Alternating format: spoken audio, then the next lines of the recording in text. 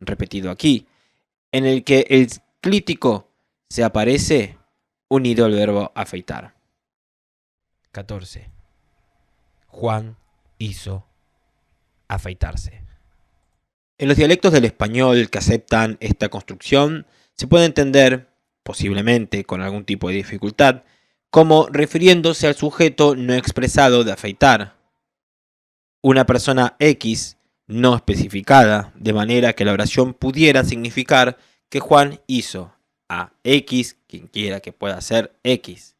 Supongamos, sin embargo, que fuéramos a añadir a 14 por el barbero, produciendo 15. 15. Juan se hizo afeitar por el barbero. Aquí se refiere a Juan, de modo que la oración significa que Juan ha hecho que el barbero afeite a Juan.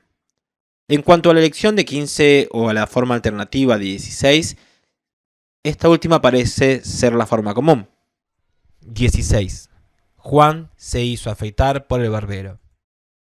Para resumir, en lo que hace al causativo con un reflexivo en los dialectos que estamos considerando, tenemos la forma 17, 1, 2 y 3, donde se refiere a Juan y donde el clítico reflexivo refiere a alguna persona no especificada, con variación dialectal en el caso de 3 y 4. 17. 1. Juan se hizo afeitar por el barbero. 17. 2. Juan se hizo afeitar. 17. 3. Juan hizo afeitarse por el barbero. 17. 4. Juan hizo afeitarse. Supongamos ahora que le añadimos a 14 a los muchachos, derivando 18. 18. Juan hizo afeitarse a los muchachos. Aquí el significado está claro. Para los que aceptan la construcción, significa que Juan hizo que cada uno de los muchachos se afeitara a sí mismo. Se refiere a los muchachos, no a Juan. De modo que 18 no se interpreta por analogía con 19. 15, en donde se refiere a Juan. 19. Juan hizo afeitarse por el barbero. Supongamos que añadimos a 14 a quien, produciendo 20. 20.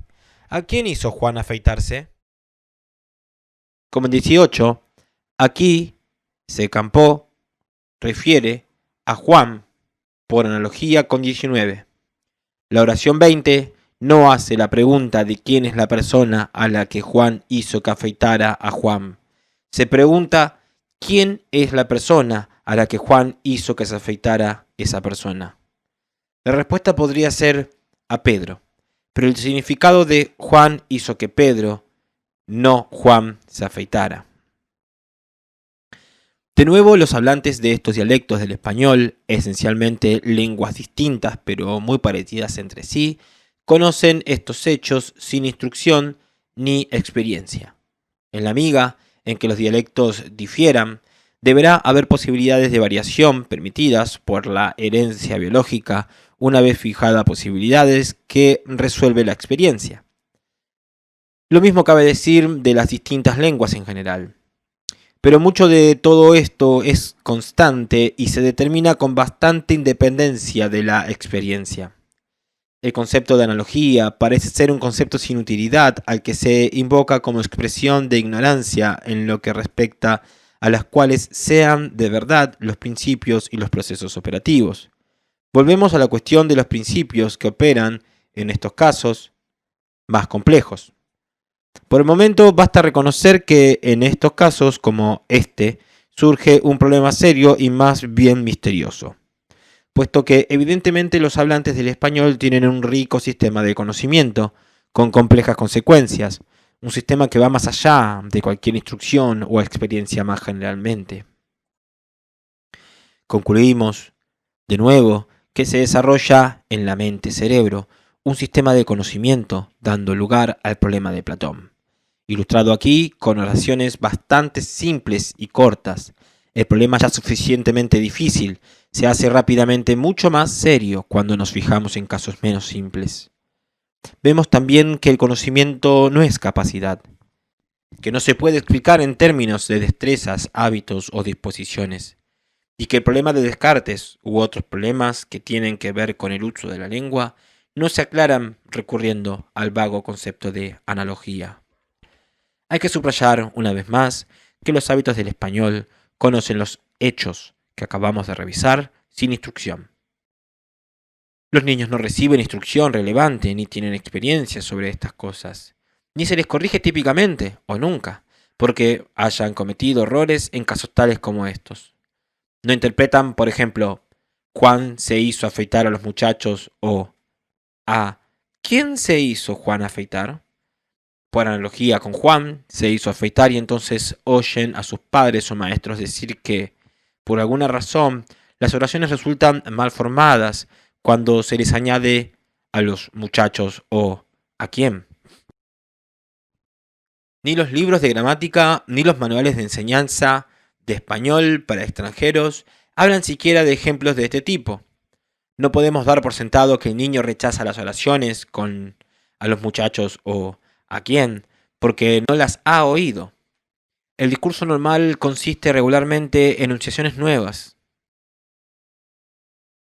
Y de hecho, la gente no suele tener la menor idea de si ha oído o no una determinada oración antes.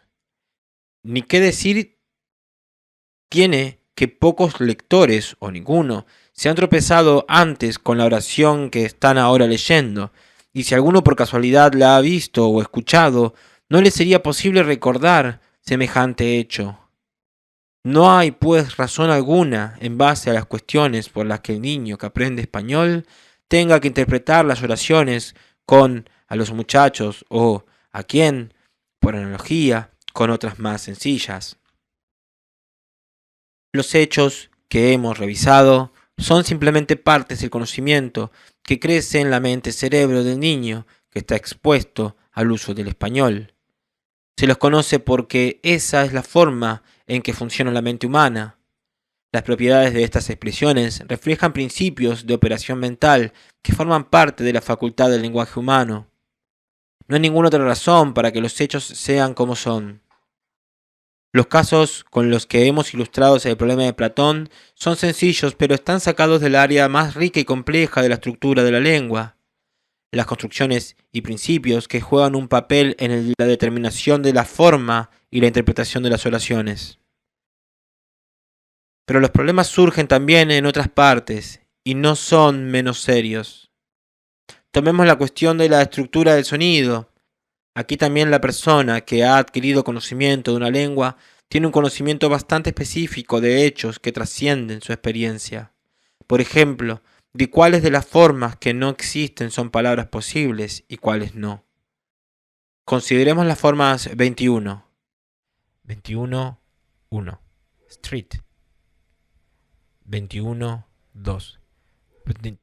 Los hablantes en inglés no han oído ninguna de esas formas, pero saben que la palabra street es posible, quizás el nombre de alguna fruta exótica que no hayan visto antes, pero nunca se puede pronunciar. No es una palabra posible en su lengua. Los hablantes del árabe, sin embargo, saben que la palabra es posible, pero no street. Mientras que los hablantes del español saben que ni 21.1 ni 21.2 son posibles en su lengua. Estos hechos pueden explicarse en términos de reglas de la estructura del sonido, que el que aprende la lengua llega a conocer en el curso de su adquisición. La adquisición de las reglas de la estructura del sonido dependen a su vez de principios fijos que gobiernan los sistemas de sonido posibles de las lenguas humanas, los elementos en virtud de los cuales están constituidos y las posibles combinaciones y modificaciones que pueden sufrir en los distintos contextos.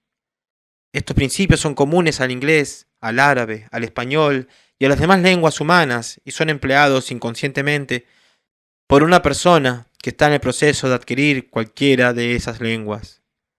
Los principios, repito, no son necesariamente mecanismos lógicos. Podríamos fácilmente construir sistemas que los violan, pero estos no serían lenguas humanas. Podrían quizás aprenderse, pero por medio de otras facultades de la mente, es decir, no por la facultad del lenguaje. podría ser necesario un arduo curso de instrucción explícita o de entrenamiento para enseñarlos. O tendrían que ser descubiertos como descubrimos los principios de la química o la física, o como descubrimos los principios del lenguaje humano cuando investigamos la cuestión como científicos, intentando desarrollar el conocimiento consciente y tratando de entender los hechos del mundo y no como cel que aprende una lengua, que hace uso de los principios incorporados en su mente-cerebro, pero sin darse cuenta de que los tiene, fuera de toda posibilidad de introspección. Supongamos que pudiéramos alegar que el conocimiento de las palabras que son posibles se deriva por analogía. Esta explicación carece de contenido a menos que se nos explique qué clase de noción es esta. Si intentaríamos desarrollar un concepto de analogía que explique estos hechos, descubriríamos que estamos incorporando a esta noción las reglas y los principios de la estructura del sonido. No existe una noción general de analogía que se aplique a estos casos o a otros casos. Lo que ocurre es que el término se está empleando de manera muy engañosa para referirse a las propiedades de ciertos subsistemas concretos de nuestros conocimientos. Propiedades completamente distintas unas de otras en algunos casos. La solución al problema de Platón ha de estar basada en la atribución de principios fijos de la facultad del lenguaje al organismo humano como parte de la herencia biológica. Estos principios reflejan la forma en que funciona la mente dentro de la facultad del lenguaje. Una peculiaridad notable de la adquisición del lenguaje por parte del niño es el grado de precisión con el que imita el habla de sus modelos, miembros de la familia, otros niños, etc. La precisión del detalle fonético va mucho más allá de lo que los adultos pueden percibir sin entrenamiento especial, y por lo tanto, no puede ser que ésta sea el resultado de alguna forma de entrenamiento. Lejos de eso, la adquisición del lenguaje generalmente sigue su curso, incluso sin que exista preocupación alguna por parte de los modelos, y probablemente se da con bastante independencia de dicha preocupación, si es que ésta se da con excepciones marginales. El niño evidentemente está oyendo, no conscientemente por supuesto,